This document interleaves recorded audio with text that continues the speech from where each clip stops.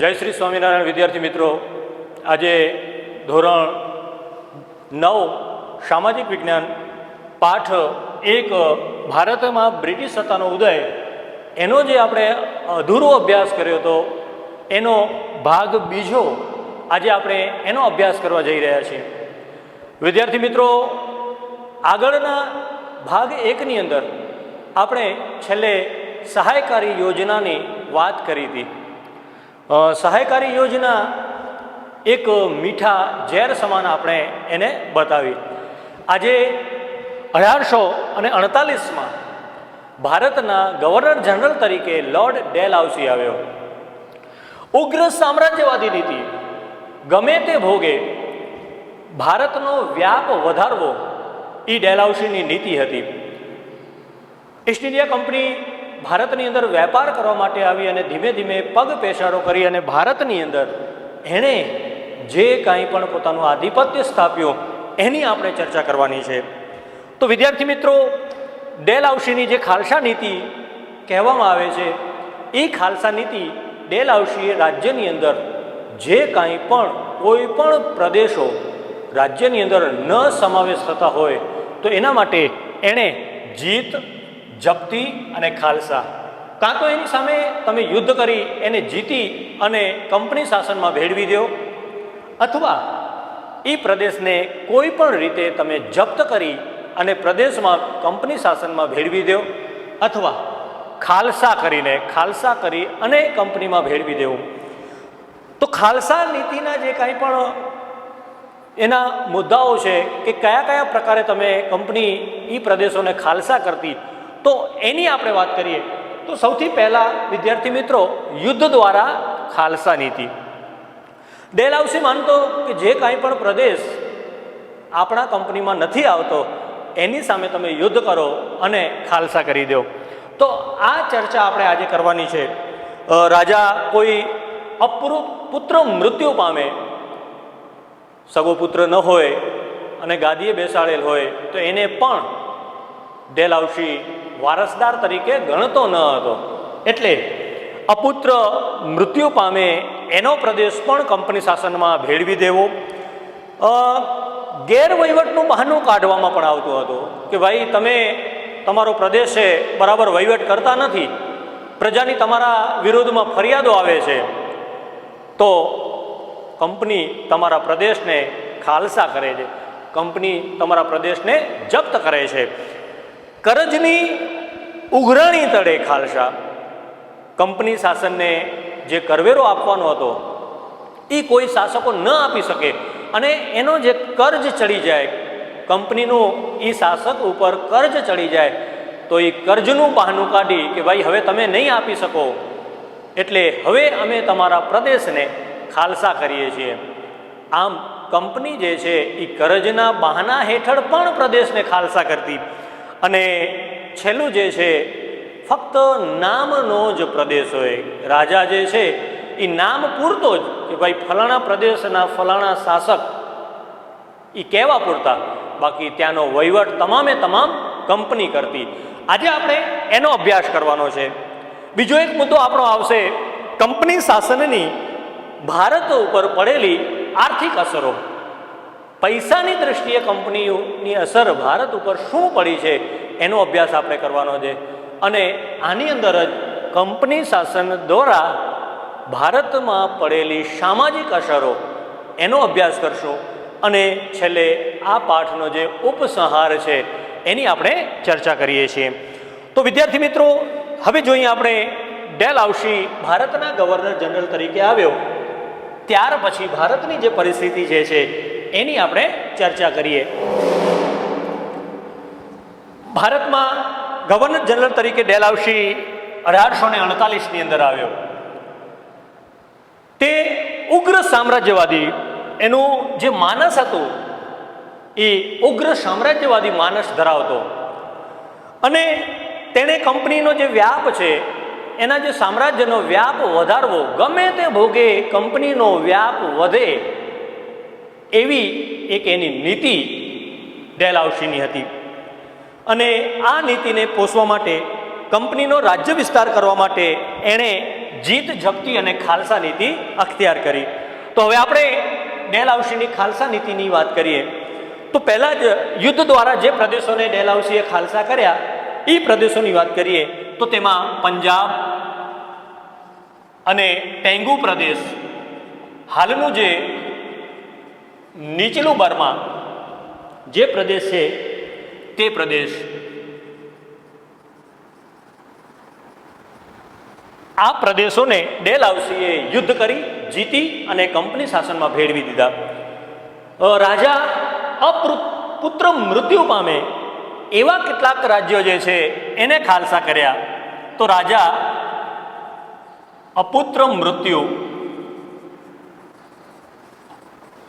પામે તેવા પ્રદેશો, તો તેવા કયા કયા પ્રદેશો હતા? તો એમાં સતારા, જૈતપુર, સંબલપુર, મધ્યપ્રદેશનું જે ઉદયપુર છે એણે પણ અપુત્ર મૃત્યુ પામવાના કારણે ખાલસા કરવામાં આવ્યો. ખૂબ જ સારી રીતે આપણે પરિચિત છીએ ઝાંસી રાણી લક્ષ્મીબાઈનો જે પ્રદેશ છે. ડેલહાઉસીએ લક્ષ્મીબાઈને પણ કીધું હતું જ્યાં સુધી તમે જીવિત છો ત્યાં સુધી તમારો પ્રદેશ અમે ખાલસા નહીં કરીએ, પણ તમારો જે ખોળે બેસાડેલો જે દત્તક પુત્ર લીધો છે એ પુત્રને અમે ગાદી નહીં આપીએ, એટલે કે તમારા અવસાન પછી ઝાંસીને અમે ખાલસા કરશું. તો ઝાંસી પણ અપુત્ર મૃત્યુ પામવાના કારણે ખાલસા થાય એવો બઘાત અને નાગપુરના જે પ્રદેશો હતા એણે પણ અપુત્ર મૃત્યુ પામવાના કારણે ખાલસા કરવાની વાત કરી. ગેરવહીવટના બહાના હેઠળ જે પ્રદેશ ખાલસા કરવામાં આવ્યો હતો તે ગેરવહીવટ બહાના હેઠળ, તો એમાં અવધના જે નવાબ હતા એ નવાબનો પ્રદેશ જે છે, અવધના નવાબનો પ્રદેશ એમણે ખાલસા કર્યો. તો અવધ, ત્યાર પછી કરજની ઉઘરાણી તળે ખાલસા.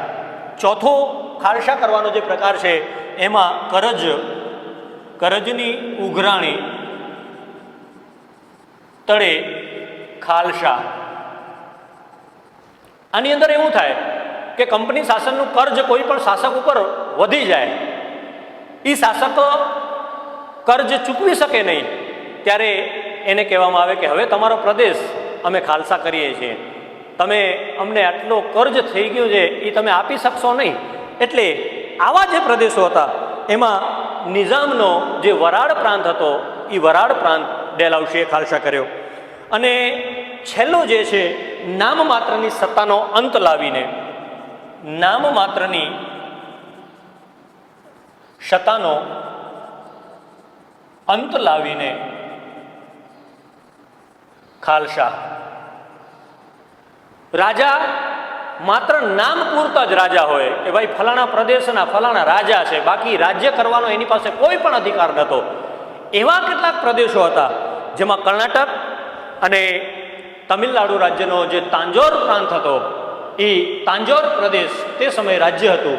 એ બે પ્રદેશોના રાજા એવા હતા માત્ર નામ પૂરતા જ રાજા, બાકી એની પાસે કોઈ પણ જાતની સત્તા ન હતી. તો આ રીતે 5 રીતે ડેલહાઉસીએ ખાલસા નીતિ અખ્તિયાર કરી.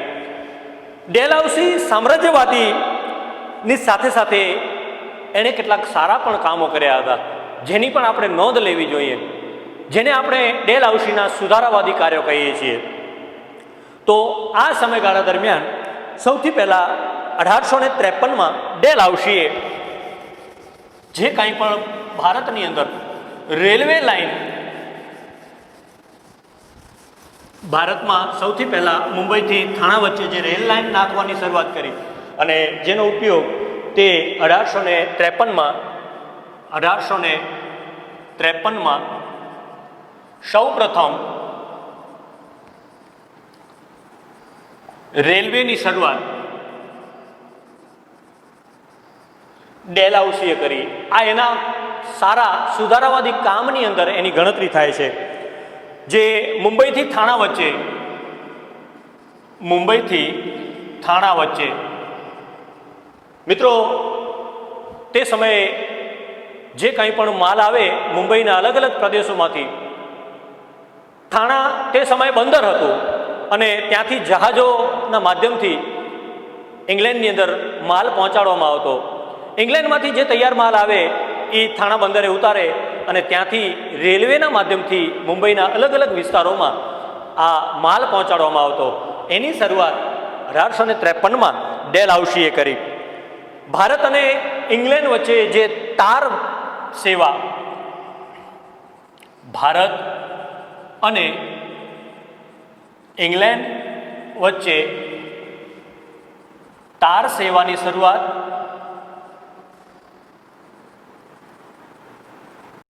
ડેલહાઉસીએ સૌથી પહેલા ભારત અને ઇંગ્લેન્ડ વચ્ચે તાર સેવાની શરૂઆત કરી.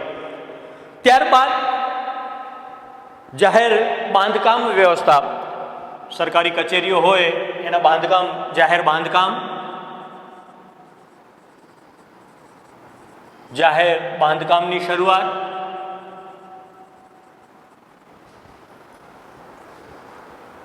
અંગ્રેજી કેળવણીની વ્યવસ્થા વગેરે શરૂઆત ડેલહાઉસીના સમયમાં કરવામાં આવી છે.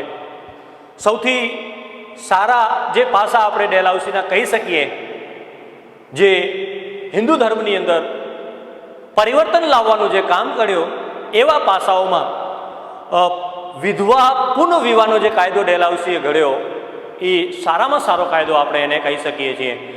જે તે સમયે બાળ લગ્નની પ્રથા અને બાળ લગ્નની અંદર જ જ્યારે કોઈ નાની દીકરી પોતાના પતિને ગુમાવી દે તો એના પછી એ બીજા લગ્ન કરી શકતી ન હતી. ડેલહાઉસીએ આ નિયમની અંદર ધરખમ પરિવર્તન લઈ આવે અને એને જો બીજા લગ્ન કરવા હોય તો એને કોઈ પણ રોકી શકશે નહીં. એના વાલીઓ જે છે અથવા તો સમાજ જે છે એ રોકશે તો ગુનેગાર ગણાશે. એવો કાયદો ડેલહાઉસીએ પસાર કર્યો અને બાળ લગ્નને જડમૂળથી જ પ્રતિબંધિત ઘોષિત કર્યો કે હવે પછી બાળ લગ્ન થશે તો એ એક ગુનો ગણાશે. આ સારા સુધારા ડેલહાઉસીના આપણે યાદ રાખવા જોઈએ. 1757માં કંપનીએ પ્લાસીના યુદ્ધથી પગ પેસારો કર્યો. ધીમે ધીમે બંગાળના, બિહાર અને ઓરિસ્સાની અંદરથી એણે જે કાંઈ પણ દ્વિમુખી શાસન પદ્ધતિની શરૂઆત કરી અને 100 વર્ષ એના આપણે પછીના સમયમાં જોઈએ એટલે કે 1857 સુધીના 100 વર્ષના સમયગાળામાં કંપનીના મૂળિયા ભારતની અંદર ખૂબ જ મજબૂત થઈ ગયા. અલગ અલગ સમયે અલગ અલગ ગવર્નર જનરલો આવ્યા અને એમણે કંપનીનો વ્યાપ વધારવા માટે અલગ અલગ નીતિને અખ્તિયાર કરી હતી. ત્યાર પછી આપણે જોઈએ તો કંપની શાસનની ભારતના આર્થિક અસરો શું થઈ એની વાત કરીએ. કંપની શાસનની આર્થિક અસરો, હવેનો મુદ્દો જે આવે છે 2 ગુણની અંદર આપણને પૂછાય પણ છે કે કંપની શાસનની આર્થિક અસરો. કંપની શાસનની આર્થિક અસરો. મિત્રો, જ્યારે ભારતની અંદર ઈસ્ટ ઇન્ડિયા કંપનીની સ્થાપના નહોતી થઈ ત્યારે ભારતના ગામડાઓ જે છે એ સ્વાવલંબી હતા. દરેક વસ્તુ ભારતના ગામડામાં તૈયાર થતી. ત્યારે ગામડાને ક્યાંય શહેર ઉપર આધાર રાખવો પડતો ન હતો. પણ ધીમે ધીમે કંપનીએ ગામડાઓને પરાધીન બનાવી દીધા. જસ્ટ એક્ઝામ્પલ લઈએ આપણે. કપાસની ખેતી ખેડૂત કરે, કંપનીને એમ લાગે કે આ કપાસ મારે લઈ લેવો છે તો જેટલા દાખલા તરીકે જેટલા રૂપિયામાં કે જેટલા ખર્ચમાં ખેડૂતને કપાસ તૈયાર થયો હોય એનાથી પણ ઓછી કિંમતમાં કંપની ખરીદી લેતી કે ભાઈ તમારો કપાસ અમે આટલા રૂપિયે લઈએ છીએ. ખેડૂત કહે કે મને એટલામાં પરવડશે નહીં તો પણ બળજબરીપૂર્વક એને કપાસ આપવો પડે, કાચો માલ આપવો પડે. કંપની શાસક અને ગવર્નરો એમ કહેતા, અધિકારીઓ એમ કે તમારા ખેતરની અંદર, ખેડૂતોને એમ કહેવામાં આવે કે તમારા ખેતરમાં ફરજિયાતપણે ઘડીનું વાવેતર કરવાનું છે. એ ઘડીનું વાવેતર કરે. જેટલા રૂપિયામાં તૈયાર કરી થઈ એનાથી ઓછા રૂપિયામાં ખરીદી લે. આમ બે રીતે શોષણ કરતા. બહારથી તૈયાર કરીને માલ લઈ આવે, એ ઊંચી કિંમતે ભારતમાં વેચે, ભારતના ખેડૂતો પાસેથી સસ્તી કિંમતે લઈ જાય અને એ માલ વિદેશમાં લઈ જતા, ઇંગ્લેન્ડ લઈ જતા અને મશીનો દ્વારા તૈયાર કરી અને કાપડ ભારતમાં લઈ આવતા. કારીગરો હતા, દાખલા તરીકે કાપડ વણવાનું કામ કરનાર વણકર જ લોકો હતા.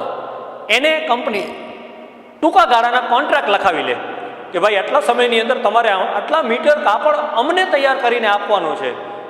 કોઈ વણકર એમ કે નહીં સાહેબ, હું નહીં કરી શકું, હું તમારો આ કોન્ટ્રાક્ટ અસ્વીકાર કરું છું, મારાથી આ નહીં થઈ શકે, આ કોન્ટ્રાક્ટ પૂરો નહીં થઈ શકે, તો એને કોરડા વીંજવામાં આવતા, કાંટાળી તાળ ઉપર એને ફગાવવામાં આવે, જેલમાં પૂરવામાં આવે. ગમે તે ભોગે તમારે અમે જે કહીએ છીએ એનો સ્વીકાર કરવાનો છે, નહીંતર આ પરિસ્થિતિનો તમારે સામનો કરવો પડશે. એટલે કારીગરો જે છે એ પોતાનું કામ મૂકી દીધું કે ભાઈ ચાલો ને મૂકી દઈએ. ખેડૂતોએ ખેતરો વાવવાના મૂકી દીધા, નથી વાવવું, વાવીએ તો પછી જેટલામાં આપણને ખર્ચો થયો છે એ ખર્ચો ઊભો ન થાય અને કંપની લઈ જાય માલ, એના કરતાં આપણે વાવેતર જ નથી કરવું, ચાલો શહેરમાં જઈ ક્યાંક મજૂરી કરશું. વણકર લોકો હતા, એ પણ પોતાનું જે કાપડ વણવાનું હતું, કારણ કે એમને 50 રૂપિયા મીટર કાપડ તૈયાર થયું હોય તો કંપની એમની પાસેથી એમ કે અમે તમને 25 રૂપિયા આપશું. ખોટ જવા લાગી. વણકર લોકોએ કાપડ વણવાનું બંધ કરી દીધું અને બારે કાંઈક પણ નોકરી કરશું, બીજું કોઈ પ્રવૃત્તિ કરશું એમ કરી અને શહેર તરફ જવા લાગ્યા. એટલે હવે પરિસ્થિતિ એવી આવી, એક સમયનું ગામ જે સ્વાવલંબન હતું, આજે ગામડું પરાધીન બનવા લાગ્યું. એટલે અહીંયા આપણે જે કંપનીની જે આર્થિક એટલે કે પૈસાની દ્રષ્ટિએ કંપનીની જે અસર થઈ એની આપણે વાત કરીએ. જ્યારે આપણે કંપની શાસનનું સર્વૈયું તૈયાર કરીએ છીએ ત્યારે ખ્યાલ આવે છે કે ભારત દેશ છેલ્લી સદીઓથી, મિત્રો, સોને કી ચીડિયા આપણને કહેવામાં આવતો, ઉપનામ હતું ભારતનું. ભારતના સાહસિક વેપારીઓ પોતાનો માલ લઈ જઈ અને વિદેશમાં દૂર દૂરના દરિયાઈ પ્રદેશોમાં જઈ વહેંચી અને અઢળક ધન કમાવી અને ભારતમાં આવતા. એટલે ભારતને સોને કી ચીડિયા કહેવામાં આવતું હતું. પણ અહીંયા દુનિયાના દેશો સાથે આર્થિક રીતે ગૌરવભર્યું સ્થાન ભોગવતો ભારત કંપની શાસનના 100 વર્ષના શાસનકાળમાં ઇંગ્લેન્ડ માટે કાચો માલ, હવે ઇંગ્લેન્ડ માટે કાચો માલ તૈયાર કરવા માટેનો એક પ્રદેશ બની ગયો અને કારખાનામાં તૈયાર થયેલ માલ માટે બજારની, ઇંગ્લેન્ડની કારખાનાઓની અંદર જે કાંઈ પણ માલ તૈયાર થાય એ બધા વેચવા માટે બજારની તો જરૂર પડે. ઇંગ્લેન્ડની અંદર રોજે રોજ એટલો માલ તો ખપત ન જાય, એટલે કે એમણે નજર દોડાવી કે હવે આ માલ વેચવો ક્યાં, તો એમણે ભારતની અંદર વેચવા માટેના બજારની શક્યતાઓ દેખાણી કે આપણો માલ ભારતમાં વેચીએ. પણ ભારતમાં તો કારીગરો કાપડ વણે છે, તો કેમ વેચવું? તો એના માટે પણ એને એક પદ્ધતિ અપનાવી કે ભાઈ તમારો જે માલ જે છે એ તૈયાર કરો છો એના ઉપર આટલી જકાત અમે લગાડશો અને વિદેશથી જે માલ આવે એના ઉપર નજીવી જકાત, કાંઈ પણ જકાત નહીં. એટલે ભારતના કારીગરોએ તૈયાર કરેલો માલ ભારતના વ્યક્તિઓને મોંઘો લાગ્યો કે ભાઈ આ માલ લેવો એના કરતાં ઇંગ્લેન્ડથી આવે છે એ સસ્તો પડે છે. એટલે બહારથી આવનાર માલ જે છે એ સસ્તો લાગવા લાગ્યો અને ભારત માટે, ઇંગ્લેન્ડ માટે ભારત બજારની ગરજ સારવા લાગ્યો.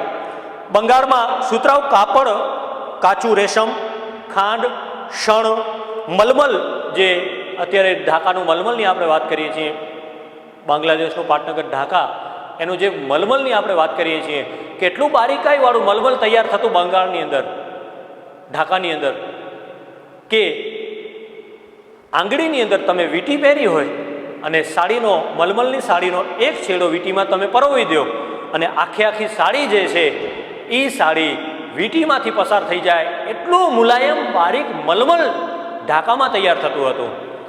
એમ કહેવાય છે કે દિવાસળીની પેટીની અંદર સમાઈ જાય એવું મલમલ તૈયાર થતું હતું. એટલે કે ઇંગ્લેન્ડને ઢાકાના મલમલની પણ ખૂબ જ જરૂર પડતી.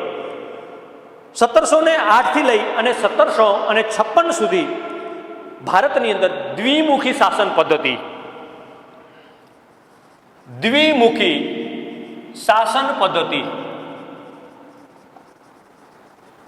મિત્રો, દ્વિમુખી શાસન પદ્ધતિનો પણ આપણે પરિચય મેળવીએ. દ્વિમુખી શાસન પદ્ધતિ કોને કહેવાય? એક પ્રદેશના બે શાસકો, નામ માત્રના રાજા, નામ માત્રના નવાબ, શાસક, એનું કામ શું? પ્રજાની તકલીફોને દૂર કરવાનું, રસ્તા બનાવવા, બીજી જાહેર સેવાઓ સુવિધાઓ ઉપલબ્ધ કરાવી. આપણે એ ક્યારે કરાવીએ? ત્યારે આપણી પાસે ગ્રામ પંચાયત છે. ઉદાહરણ તરીકે ગ્રામ પંચાયતને લઈએ આપણે, તો ગ્રામ પંચાયત આપણી પાસેથી વેરો વસૂલ કરે છે. પાણી વેરો લે છે, સ્ટ્રીટ લાઇટ વેરો લે છે, સફાઈ વેરો આપણી પાસેથી ગ્રામ પંચાયત લે છે. તો સામે આપણને એ સેવા પણ આપે છે કે ભાઈ દરરોજ આપણી શેરીની સફાઈ થાય, દરરોજ આપણને પાણી મળે, દરરોજ સાંજ થાય અને સ્ટ્રીટ લાઇટ પણ થાય.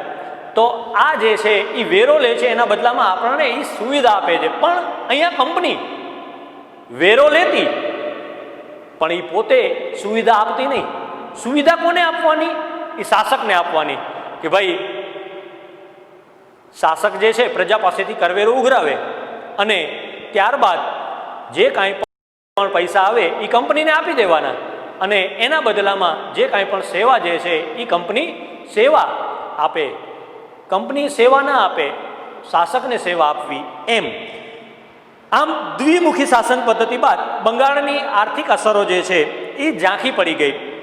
કંપનીના અન્યાયી મહેસૂલ નીતિ, કરવેરાની નીતિ, ભારતની અંદર તૈયાર થતો માલ ઊંચા કરવેરે આપણે વેચવા માટે મૂકવો, જ્યારે વિદેશમાંથી આવે એ ઓછો કરવેરો એને ચૂકવવો પડે, એવી જે નીતિ હતી એ અખ્તિયાર કરી અને ભારતના કાપડ ઉદ્યોગ પર અન્યાયી જકાત નાખી અને ભારતના જે હુનર ઉદ્યોગો જે છે એને પડી ભાંગ્યા, અથવા તો ભારતના જે કારીગરો જે છે એ કારીગરો અહીંયા બેબસ બની ગયા. એમણે કામ વિનાનું જોવા મળ્યું. ત્યારબાદ આપણે જોઈએ છીએ કે વ્યાપાર કરી અને બંગાળના જે કારીગરો જે છે એ કારીગરો પાસેથી ટૂંકા ગાળાના કોન્ટ્રાક્ટ લખાવી અને કંપનીએ એમને અન્યાય કર્યો કે ભાઈ આટલા સમયમાં તમારે અમને આટલું કાપડ વણીને આપવાનું છે, જો નહીં આપો તો તમને જેલમાં નાખવામાં આવશે, તમને કોરડા વીંજવામાં આવશે. આ કંપનીની આર્થિક અસરની આપણે વાત કરીએ. કંપનીના આગમનમાં ભારતના જે ગામડાઓ જે છે એ જે સ્વાવલંબી હતા એ સ્વાવલંબી અને સમૃદ્ધ હતા, જે અંગ્રેજોના શાસનની અસરથી ગરીબ અને પરાધીન બની ગયા. ઈસ્ટ ઇન્ડિયા કંપનીની શરૂઆતમાં ભારતમાં મુંબઈ થાણા વચ્ચે સૌથી પહેલાં કંપનીને જરૂર હતી એટલે એણે રેલ લાઇનની શરૂઆત કરી. મુંબઈ અને થાણા વચ્ચે, થાણા બંદર હતું.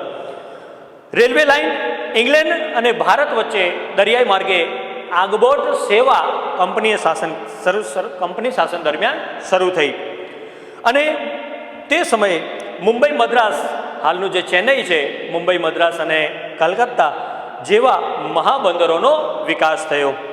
ત્યાર પછીનો મુદ્દો જે છે આપણો, કંપની શાસનની ભારતના સમાજ ઉપર સામાજિક અસરો શું થઈ એની આપણે ચર્ચા કરીએ. કંપની શાસનની સામાજિક અસરો.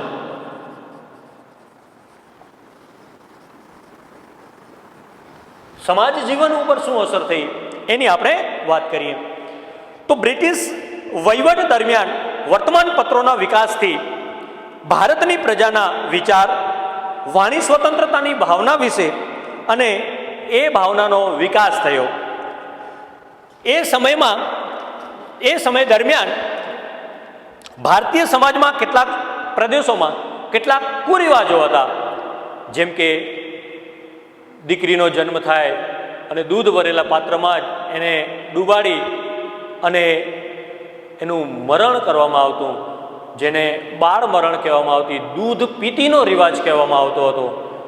તે સમયે કેટલાક સમાજોની અંદર દહેજ પ્રથા ખૂબ જ પ્રચલિત હતી.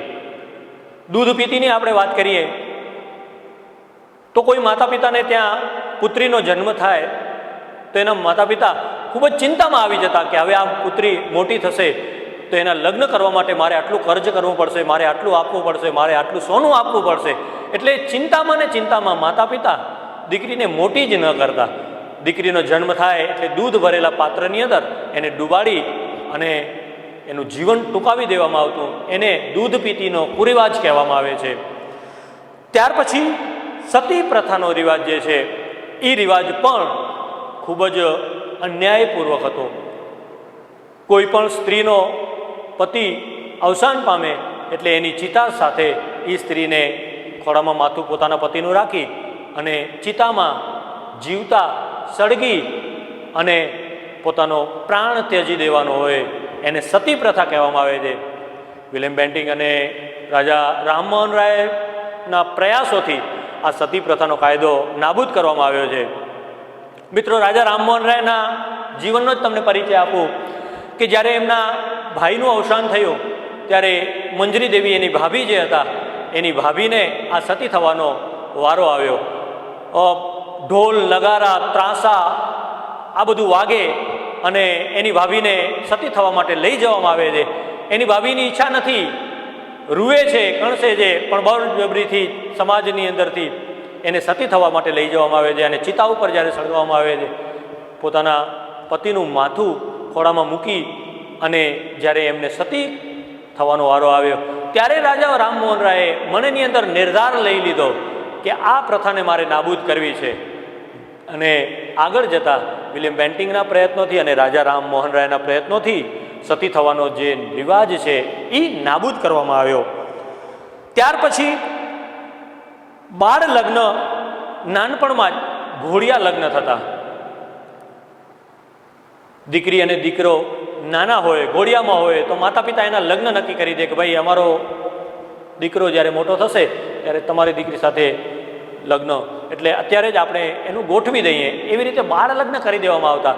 અને જ્યારે એ દીકરો 5 વર્ષનો થાય, 7 વર્ષનો, 10 વર્ષનો કે 15 વર્ષનો થાય એની વચ્ચે અધવચ્ચે એનું આયખું ટૂંકાવી દે, મૃત્યુ થઈ જાય પછી એ જે દીકરી જે છે નાની દીકરી એ બીજા લગ્ન કરી શકતી ન હતી. એને બાળ લગ્ન કહેવામાં આવે છે. પોતાનું વૈંધવ્ય જીવે ત્યાં સુધી 50 વર્ષ, 60 વર્ષ, 70 વર્ષ, 80 વર્ષ સુધી એને વિધવા તરીકે પસાર કરવું, બીજા લગ્ન કરવાની મનાઈ, આ જે બાળ લગ્ન જે છે એ પણ અન્યાયી કાયદો હતો. એને પણ આપણા સમાજ સુધારકોએ નાબૂદ કર્યો છે. બાળ લગ્ન વગેરે અંગ્રેજોના સંપર્કથી સમાજ સુધારકો જેની આપણે વાત કરી એવા રાજા રામમોહન રાય, દુર્ગારામ મહેતા, બહેરામજી મલબારી વગેરે જેવા સમાજ સુધારકોએ આ કાયદાઓમાં ધરખમ ફેરફારો કર્યા. અને ભારતના વહીવટી માળખામાં અંગ્રેજીકરણ થતાં એક વર્ગ, અંગ્રેજી જાણકાર વર્ગ પણ હવે આપણી સામે આવ્યો. વર્તમાન પત્રમાં કાંઈ પણ અંગ્રેજી ભાષામાં છપાય એ વાંચી સમજી અને વિચારે એવો એક વર્ગ ઊભો થયો. આ સમયગાળા દરમિયાન અંગ્રેજોને પણ, કંપની શાસનને પણ અંગ્રેજી જાણનાર વ્યક્તિઓની જરૂર પડવા લાગી. એટલે અંગ્રેજી શાળાઓની શરૂઆત કરી. અંગ્રેજી જાણનાર જે વ્યક્તિઓ હતા એ વ્યક્તિઓને એમણે પોતાની સાથે લેવાની શરૂઆત કરી.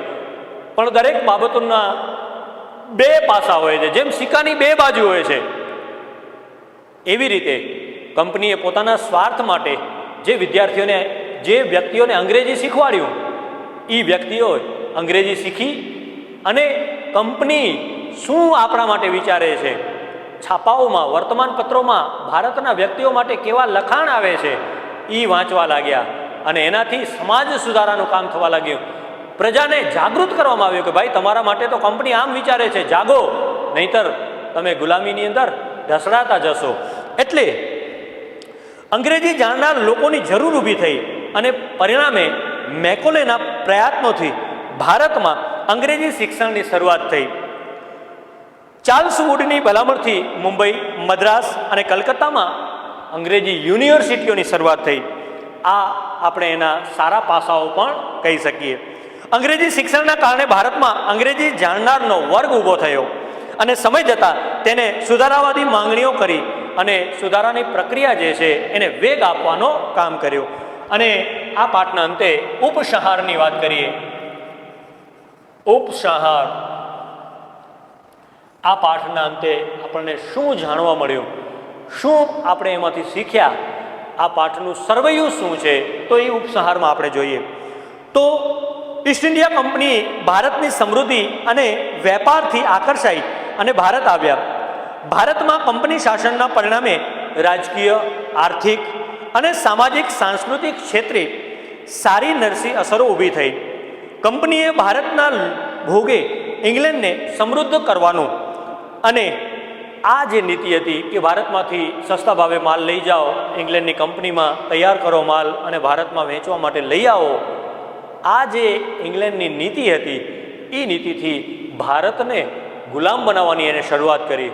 ભારતને જે સ્વાવલંબી હતા, ભારતના પ્રજા, ભારતના ગામડાઓ, એને પરાધીન બનાવવાની શરૂઆત કરી. જ્યાં પણ અડચણ ઊભી થઈ એ અડચણને દબાવવાનું કામ કંપની દ્વારા કરવામાં આવ્યું અને ભારતમાં આવી અને પોતાના લાભ માટે જે વ્યવસ્થા સંસ્થાગત કરવામાં આવી, સુધારા કરવામાં આવ્યા, તેનાથી ભારતને પરોક્ષ રીતે કાંઈક લાભ પણ થયો. તો આ રીતે કંપનીએ આપણને અહીંયા ફાયદાઓની સાથે સાથે આપણને થોડુંક નુકસાન ગયું તો સામે કેટલાક ફાયદાઓ પણ આપણને મળ્યા. તો અહીંયા આપણો પહેલો પાઠ ભારતમાં બ્રિટિશ સત્તાનો ઉદય એ પૂર્ણ થાય છે. 2 ભાગની અંદર આપણે આ પાઠ જોયો. તો એના જે અગત્યના મુદ્દાઓ છે, એના પ્રશ્નો આપણે ચર્ચા કરી ગયા છીએ.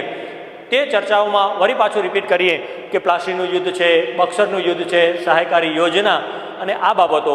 હવે આના જે પ્રશ્નો જે છે એ હવે એના પછીના પાઠની અંદર આપણે જોશું, અથવા તો એના જે પ્રશ્નો જે છે એ તમને લેસનની સ્વરૂપમાં આપણે આપશું. તો જય શ્રી સ્વામિનારાયણ વિદ્યાર્થી મિત્રો.